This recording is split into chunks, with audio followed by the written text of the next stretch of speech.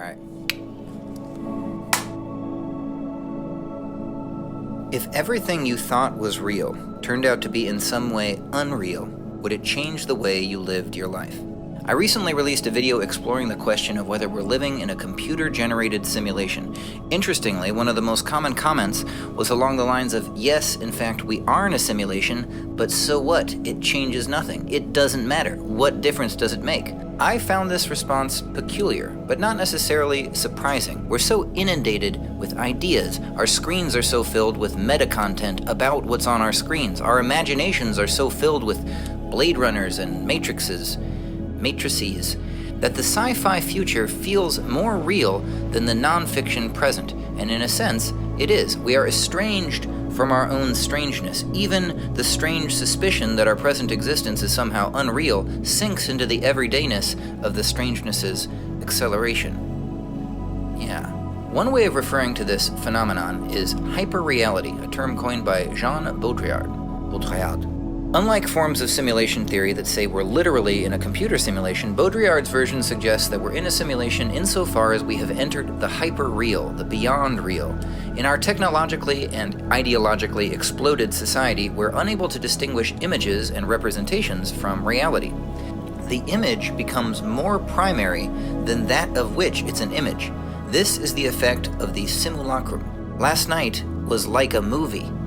The moon is beautiful. It looks like a picture-perfect postcard of the moon. The representation of reality becomes more immediate and real feeling than the reality of which it's supposed to be a representation. The rectangle of the post that whatever you're now looking at could become seems to fade in with partial opacity at the edges of your gaze.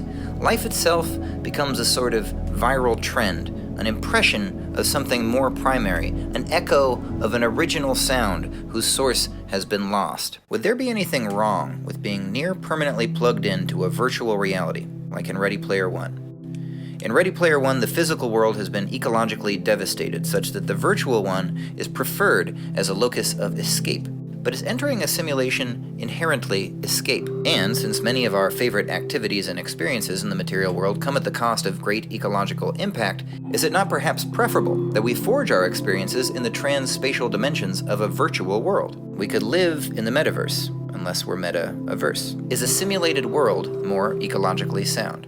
Simulation theory and virtual and augmented reality invite us to think about ecology without nature, a phrase coined by the philosopher Timothy Morton.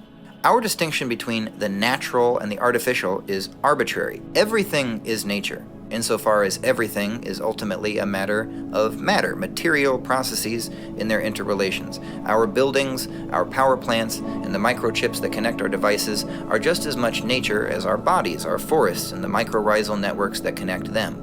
The same may be said if everything is made of code. It's one substance differentiated by forms of interrelation. But this is the fundamental simulacrum that determines and distorts human consciousness. The concept of nature as a thing we are not. The illusion that nature is something outside us.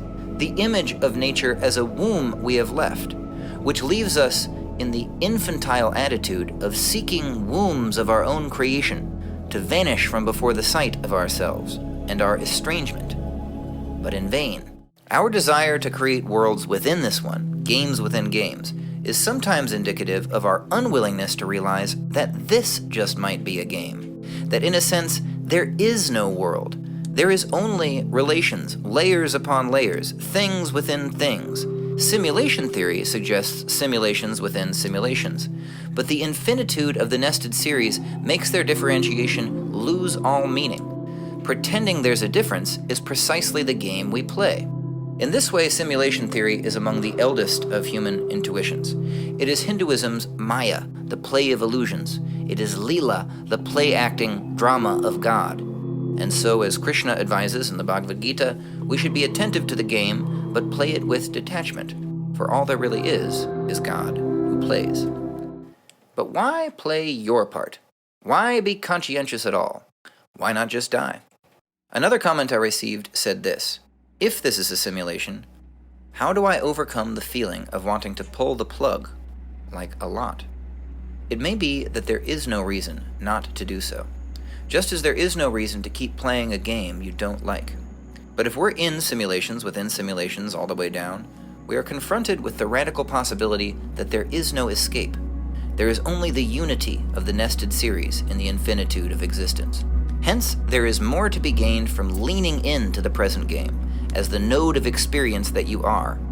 More to be gained because there is more fun in running toward than running away. In this way, moral responsibility becomes a matter not of right or wrong or real or unreal, but of aesthetic desire. What is the desired relationship of your world that is not a world? There is some very unfun stuff going down on your simulated layer. Are you okay with that or not? You have no choice but to play house in this simulated ecosphere, but perhaps you can choose how you play. And even if we can't choose, if we're effectively NPCs, we may still be free to realize our role, a freedom that consists in realizing that we are attributes of the only player there could possibly be, the irreducible force, the inexhaustible substance, the living mystery that powers the apparently deterministic machine, the absence that hides in the presence of being. Lean into being, for the very sake of increasing the experiential intensity of your little share of the whole, a gesture by which the cumulative experiential value of the multiverse itself is increased. If you end your life, or do ill to your neighbor, or waste the matter matrix of which all things are made, you diminish nothing, for all elements are recycled, whether those elements are atoms or code. But the good thing about this existence is that you have the opportunity to add to its value by obeying the strange desire to be present and act. You may order your programming in accord with your desire, which is the same as saying, meditate on the depths of the program that you are. You may collaborate with others on a simulation of your own, which is the same as saying, recognize yourself in them, as together you cultivate what's already here. With the same love with which you play the games you choose, play the game that you are. Be a good player on this layer. Take care of this layer. If possible, grow your own food and compost on this layer. Recycle the matter that you're made of on this layer, not because it's right, but because it makes the game better. If we're in a simulation, why does it matter? It is the strangeness of the game, the strangeness of the simulation that justifies us, the strangeness of the other, which is the strangeness of ourselves. We meet ourselves simulated when we meet one another in the adventure of our encounters. NPCs are often messengers. Each messenger is an angel, a stranger from God, whose message is love and to continue the game. Play the game for its own sake. Make it real in your choices.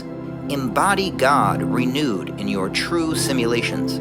Simulate the divine in the uniqueness of your individuality. There is no place to turn to from the mirror of this moment, a mirror that cannot but reflect your divinity. The only way out of the simulation is through. To know that you're in it. It's your home. Make it new. It's a game. You are saved. The illusion is true. It is good. You are here. The player is you.